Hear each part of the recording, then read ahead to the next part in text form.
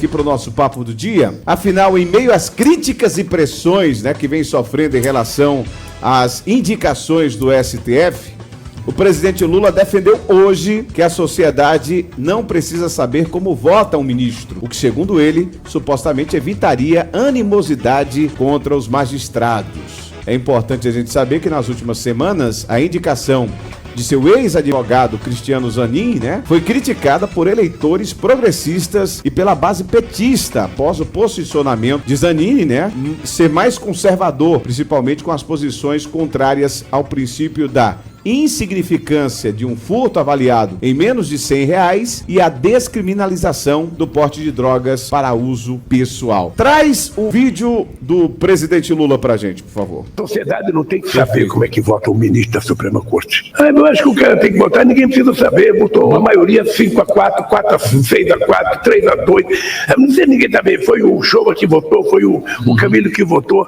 Porque aí cada um que perde fica com raiva, cada um que ganha fica feliz. Então, para a gente não criar animosidade, eu acho que era preciso começar a pensar se não é o jeito da gente mudar o que está acontecendo no Brasil. Porque do jeito que vai, daqui a pouco, um ministro da Suprema Corte não pode mais sair na rua, não pode mais passear com a sua família, sabe por quê? Tem um cara que não gostou de uma decisão dele. Então, meu cara, é o seguinte, olha, paz e amor é tudo que esse país precisa. É tudo que esse país precisa. Paz, amor, emprego, um bom salário, uma casinha para morar, um carrinho para passear, um belo telefone celular, um belo computador, sabe? Uma boa escola para crianças. Uma extraordinária educação. É isso que nós precisamos. Obrigado. E transparência também, É importante a gente lembrar que o presidente também é pressionado para escolher uma ministra negra no lugar da Rosa Weber, que se aposenta agora em outubro. E na lista não é nem ministra e muito menos negra. Começa contigo, professor. É isso, Nerisvaldo. O Lula ele é muito gentil com os seus opositores, porque quando a extrema-direita, principalmente os bolsonaristas mais raiz, não tem oportunidade de fazer críticas ao seu governo, quando não consegue emplacar a narrativa que o governo tem gastado mais do que tem arrecadado, ou falar das suas viagens aí, fazendo relações comerciais, o Lula dá motivo e ontem ele deu um prato cheio aí para os seus oposicionistas. Ele é bem gentil, não só com a situação, mas também com seus opositores. Primeiro importante esclarecer que ele não fez nenhum tipo de indicação, não é nenhum tipo de projeto de lei, ele apenas fez uma consideração. Ele fez um comentário e, na minha opinião, um comentário infeliz no que diz respeito, sobretudo, aos nossos princípios constitucionais. Mas é importante entender que o que ele disse, a gente tem total direito de concordar ou discordar, mas é importante entender também o contexto que ele colocou essa frase, que é o contexto desse tipo de perseguição que os bolsonaristas têm feito a alguns ministros do Supremo Tribunal Federal e, para ser justo, até mesmo aí com o ministro Zanin, que foi indicado por ele nos últimos meses, onde está sendo também perseguido pela esquerda do ponto de vista aí de achar que ele deveria votar conforme os entendimentos que uma parte da sociedade mais progressista pensa. Eu penso, senhor presidente Lula, que a melhor maneira é educar. A educação é a principal arma, sobretudo, de coibir ações de vandalismo, ações de intimidação contra os ministros da Suprema Corte e não necessariamente restringir o voto, ainda que esse voto ele não seja aberto em países que é tidos como exemplo de democracia, a exemplo dos Estados Unidos, do Reino Unido, da França e de vários outros países onde o voto ele não é aberto desse ponto de vista. O que é aberto, da Alemanha, bem lembrado, o que é aberto é o julgamento e não necessariamente o voto individual. Mas do ponto de vista constitucional no nosso país, sabemos claramente que esses países os quais eu citei têm um outro contexto e as cortes são limitadas do ponto de vista em relação à nossa Suprema Corte, que tem outro tipo de ação e ações muito mais amplas em outras áreas, em outros quesitos no que diz respeito aí todo o nosso aparato judicial. Ponto. Dito isso, é importante dizer que a partir do momento que a gente não tem acesso como determinado ministro votou, a gente quebra princípios importantes, indispensáveis em qualquer Estado democrático, que é o que? O princípio da transparência, o princípio de estar de uma uma certa forma, informando a nossa sociedade. Ou seria muito mais retroceder do que avançar nesse sentido. Eu acredito que essa fala foi infeliz, mas lembrando que cabe sim uma reflexão. A reflexão é de buscar coibir e principalmente com rigor da lei aqueles que se levantarem contra os ministros da Suprema Corte. Porque a sociedade civil, Nerisvaldo, precisa entender que os ministros não estão ali para atender os seus interesses. E muitos na sociedade civil pensam que os ministros estão ali para atender os seus interesses, seja do lado da esquerda ou do lado da direita. E os ministros estão ali muito mais para atender a Constituição e não os interesses pessoais. Mas é importante fazer esses esclarecimentos. Pensa, né, da Constituição, ou do que propriamente diferentes. Isso, ou do que propriamente ele pensa. E eu penso, Nerisvaldo, só para concluir, que muitas vezes é muito mais importante o embasamento, a narrativa, a justificativa do voto, se é contra ou é a favor, independente da pauta, do que propriamente o voto. Isso é importante para um processo democrático e o amadurecimento da nossa democracia, que é muito recente. Lembrando que a gente considera democracia a partir de 88, a partir do momento que a gente teve aí a Constituição sendo elaborada. Correto, Nerisvaldo? Mas é esse mesmo a reflexão nesse sentido, referente a essa fala que o presidente Lula fez e deu oportunidade, como eu disse no início do meu comentário, deu um prato cheio para os oposicionistas que possivelmente não tem muito o que criticar do ponto de vista econômico, social no governo, mesmo com todas as falhas e limitações que tem tido. Mesmo que é uma opinião, às vezes a gente pensa, mas nem tudo que a gente pensa a gente deve falar, né, Débora? Não, eu estou dando risada aqui do colega dizer que a gente não tem muito o que reclamar. Eu já não penso dessa forma, né? Basta você conversar com um comerciante ou outro. É igual o outro, Supremo, né? Cada um tem sua opinião. E o bom é isso. Para ver que o negócio não é bem assim, né? Antes de eu entrar nesse assunto, eu gostaria de relembrar, né, a quem nos acompanha, que hoje está fazendo 5 anos do atentado que o então candidato à presidência da República, Jair Messias Bolsonaro, sofreu uma facada em Juiz de Fora, e o senador Flávio Bolsonaro, né, filho do ex-presidente Bolsonaro, está com uma campanha de doação de sangue nos dias de ontem e de hoje, e ele fez um outro vídeo falando que tem cidades que a galera abraçou e que não está mais nem conseguindo fazer agendamento. Então ele pede que quem não conseguir fazer a doação de sangue nesses dias, que se estenda para o mês de setembro ou outros meses. Ele fala da importância da doação de sangue, porque o pai dele, esse processo... Necessitou, não é isso? Necessitou de sangue e que foi crucial para que a vida dele fosse poupada. Sobre a fala do, agora, o presidente da República, Luiz Inácio Lula da Silva, ele começa a mostrar a sua cara ditatorial, né? Na verdade, esse discurso democrático fica de amor, paz e amor, é só no discurso mesmo, porque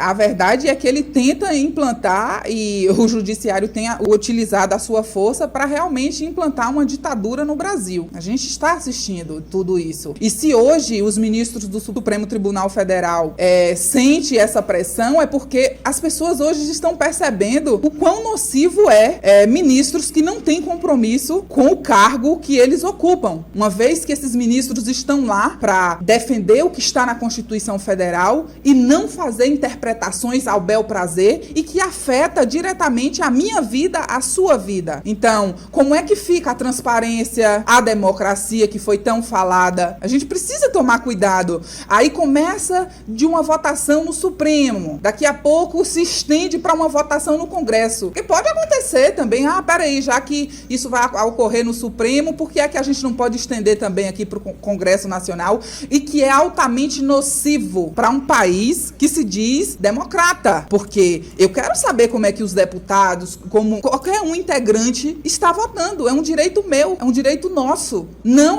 vou votar aqui. Não existe isso. E eu até, falando sobre a votação do Zanin, realmente eu fiquei admirada, porque ele votou contrário a algumas pautas que realmente eu não esperava. Mas assim... Esse voto do Zanin não mostra pra você que a gente tá num país, a gente caminha, a gente vive e respira ainda a democracia em se tratando do Supremo Tribunal Federal? Até pelas indicações do ex-presidente Bolsonaro, que foram feitas no ano passado aqui, soa meio que diferente, não? Então, mas o que realmente fica difícil... E o Zanin provou isso votando... Não, a votação até então do Zanin, no meu ponto de vista, está de acordo com o que eu acredito, certo? A questão aqui é a seguinte, é que muitas das vezes o Supremo, ele está avocando contribuições, competências de outros poderes. E você acaba anulando, porque assim, quem tem voto dos poderes é o Executivo e o Legislativo, que são pessoas que passageiro. É diferente de um poder onde as pessoas são indicadas e que não vão sair de lá. Eu vou cobrar como dessas pessoas? Fica difícil. Já o presidente da República, daqui 4 anos, Lula vai estar na rua de novo pedindo voto.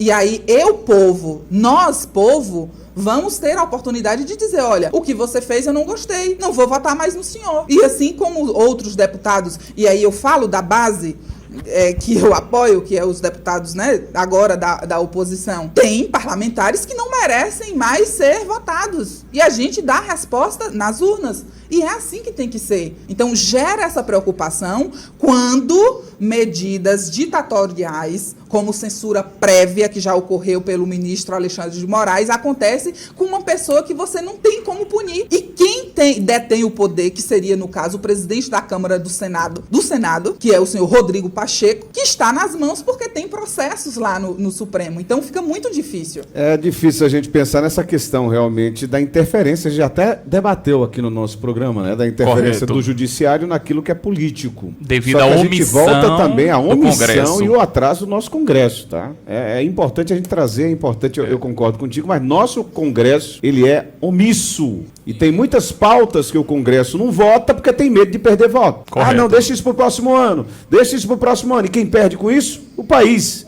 E o Congresso está lá ligando com o país. Concordo plenamente que o judiciário está entrando nas áreas que não devem. Mas está entrando nessas áreas por incompetência e omissão, principalmente, do nosso Congresso. Realmente é uma perca, mas nosso Congresso está uma vergonha também. Não é de hoje não, viu? Pois não, professor? Não, contemplado com as palavras, com a reflexão, é isso, é como eu coloquei, essa sugestão do presidente Lula, ou melhor, esse comentário... O presidente Lula acha que está em 2005 ainda, professor?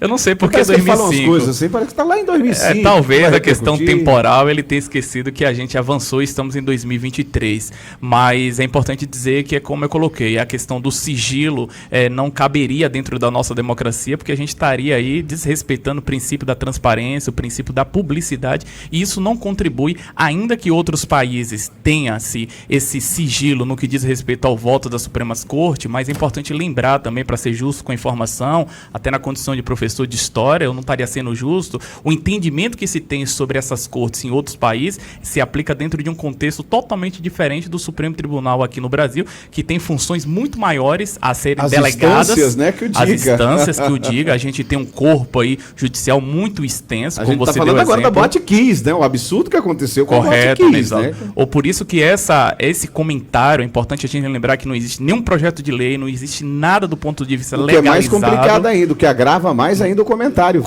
presidente. Correto, Nesvan. Mas é importante fazer esse esclarecimento para não distorcer os fatos e acharem que existe uma indicação, um projeto de lei, algum tipo de dispositivo jurídico nesse sentido. Foi um comentário infeliz, ele poderia ter evitado, mas como eu disse, é importante lembrar que a nossa Constituição ela precisa ser seguida e precisa ser respeitada, independente das circunstâncias. A gente falando dessa questão da diferença, a gente traz como exemplo Estados Unidos, Alemanha, mas o rito lá é totalmente diferente do Brasil, principalmente por essas questões das instâncias, né? Primeira, segunda, terceira, quarta, quinta, sexta, sétima, oitava. Por isso que eu fui justo no comentário. Terceira, né? Porque eu poderia muito bem me apegar a esse argumento e dizer que era cabível a fala do presidente Lula com base no argumento do que nos Estados Unidos, na Alemanha, mas eu não acho justo porque é importante lembrar que o entendimento que se tem da Suprema Corte nesses outros países é dentro de um contexto histórico e legislativo totalmente diferente das funções deliberativas que existem no nosso Supremo Tribunal Federal aqui no Brasil. E a gente não vou trazer hoje o material da Botkiss, não, porque o nosso programa já terminou, mas você que estiver em casa, dá uma lidinha lá para entender o que está acontecendo aí com aquelas pessoas que estavam sendo julgadas. O julgamento foi suspenso, vai ter que começar do zero, 10 anos, vocês lembram, né, daquele fogo na Botkiss, 10 anos daquele acidente, ou daquele crime, sei lá, 10 anos, condenação zero, e o processo vai ter que começar totalmente, vai zerar tudo, começa do zero, pois não, Débora? Nerisvaldo, o que acontece? Com essa fala do presidente, ele tem essa preocupação com relação à integridade dos ministros, só que vale ressaltar também que a nossa corte, ela também adota um comportamento que não é comum. São ministros que adoram dar coletivas, que vão para palanques e que desferem discursos políticos e que não é papel de um magistrado. Então, uma vez que esses ministros se comportam como políticos, eles acabam tendo uma reação da sociedade que é comum de um político. E assim, Débora, só complementando a sua fala, eu também penso nessa linha, porque a maioria dos nossos ministros muitas vezes se manifesta até mais fora dos autos dos processos do que propriamente onde devia, por conta desse ativismo desnecessário a depender das circunstâncias. E esse comentário que o presidente Lula fez, a gente tem um tipo de Supremo que talvez, se existisse o sigilo de fato,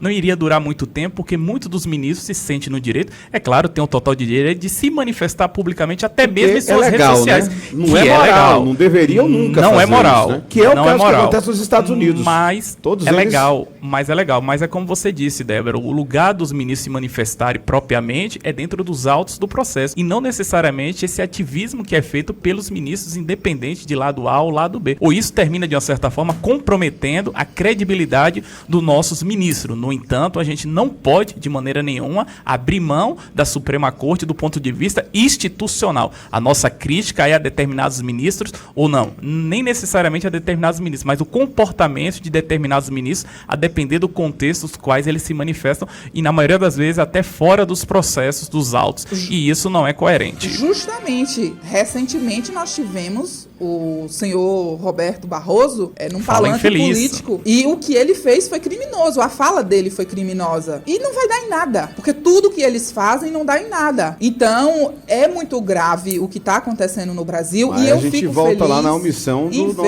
dos nossos políticos, né? Para dar alguma coisa, o nosso Congresso, o nosso Senado. Mas veja, nós não podemos generalizar o Congresso. Nós não temos todo um Congresso amordaçado. E graças a Deus que ainda temos bons políticos. Pelo menos hoje a gente tem um Congresso de maioria oposição. Então, uma minoria... Que é importantíssima a oposição. Nós temos uma minoria que ainda segue firme. E que, inclusive, nós tivemos Marcel Van Hatten, recentemente deputado pelo Novo, colhendo assinaturas para conseguir um impeachment contra o Alexandre de Moraes, e que teve recorde de assinatura, mas não consegue avançar, porque, repito, o presidente do Senado, senhor Rodrigo Pacheco, ele engaveta, porque fica condicionado, porque tem processos de corrupção lá no Supremo, e aí fica naquela coisa, eu não vou dar continuidade aqui, porque eu tenho o rabo preso lá. E é aí onde entra a importância de nós, povo, sabermos votar, pesquisarmos. Peraí, eu tô votando em alguém que tem uma conduta que seja idônea, que eu posso confiar, que não vá me trair lá na frente, ou que não tenha nenhum envolvimento com escândalo de corrupção,